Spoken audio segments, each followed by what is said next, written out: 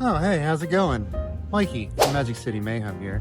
It must be Tuesday, and that means it's time for another Fast and Furious Hollywood Drift construction update, which I bring you every Tuesday, starting from here in City Walk, and then from the balcony of Hard Rock Cafe, and then we go into the park in the back by the firehouse, which I think is where the most noticeable changes have happened in the last week.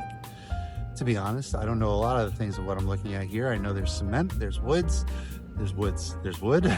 but until they start putting the actual big old structure, the mounts and the things that the track is mounted to, I don't know what the hell I'm looking at, but if you know, put it down in the comments.